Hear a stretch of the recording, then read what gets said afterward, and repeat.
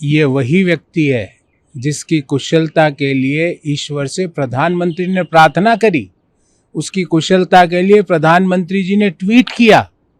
और ये व्यक्ति की भाषा आप देखिए, इनकी निम्नता आप देखिए। क्या अजय राय जी, ये स्क्रिप्ट आपको प्रियंका गांधी ने बोलने को दिया था या राहुल गांधी ने दिया था? ये स्क्रिप्ट किसने दिया आपको ऐसा बोलने को? या आप स्वयं ऐसे ही व्यक्ति हैं? आपकी भाषा इसी तरह की भाषा से आप परिवार में और अपने मित्रों से बात करते हैं। जो व्यक्ति आपकी कुशलता चाहता है, जो जब आप जिंदगी मौत से लड़ रहे थे उस समय प्रधानमंत्री जी आपकी कुशलता के लिए प्रार्थना कर रहे थे, आप प्रधानमंत्री जी के लिए गाली गलौज कर रहे हैं। ये मैं दावे के साथ कह सकता हूं। अजय राय जी जरूर बताइए, ये स्क्रिप्ट प्रियंका गांधी का था या राहुल गांधी का था? अगर आप मौन रहेंगे तो देश और उत्तर प्रदेश समझ जाएगा कि ये वहीं से आपके हाईकमान का स्क्रिप्ट आपको मिला जो आपने पढ़ा।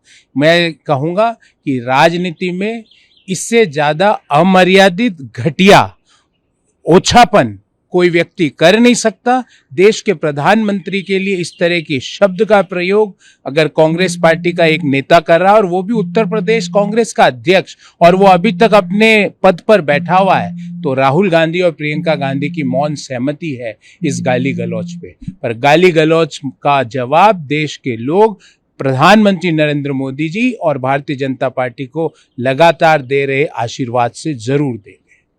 उधर सर, कैसे पहले नक्सलवाद को लेकर प्रोग्राम चलाया गया और वो सफल भी हो रहा है, और उधर सर बिहार में तो बाकायदा एक इंस्पेक्टर जनरल बॉर्डर बनाया गया है सुरक्षा। देखिए, जब देश के गृह मंत्री ने कहा कि नक्सलवाद का अंत 2026 में हो जाएगा, तो देश में उस तय तिथि से पहले नक्सल का सफाया हो गया। देश में कहीं पे भी नक्सलवाद की किसी भी जिले, गांव, कस्बे में समस्या नहीं है।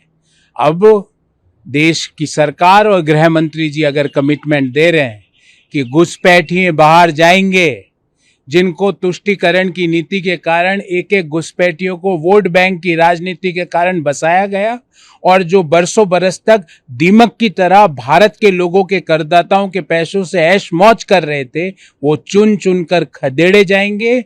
घुसपैठियों का साथ और घुसपैठियों की सरकार का मॉडल 2014 में खत्म हो गया। अब देश के लोगों का साथ और देश के लोगों का विकास का मॉडल चल रहा है। बिहार सरकार ने एक नया पद स्वीकृत किया कि घुसपैठियों के जो बॉर्डर के स्टेट बॉर्डर का आईजी का पद, नया एक पद सृजित किया। बंगाल में भी सबसे पहले आते ही बीएसएफ को जमीन मुहैया कराई गई ताकि बॉर्डर सिक्योरिटी फोर्स इन घुसपैठियों के आवागमन को रोक लगाए, और जो अंदर घुसे हुए हैं उनके भी अच्छे दिन खत्म हो चुके हैं, क्योंकि बंगाल से टीएमसी जा चुकी है।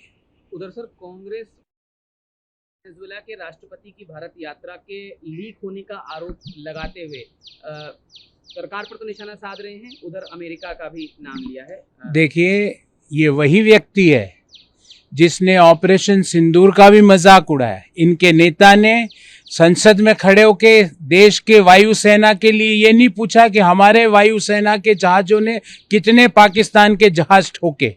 ये यहां आके ये पूछ रहे थे कि हमारे कितने फाइटर डाउन हुए।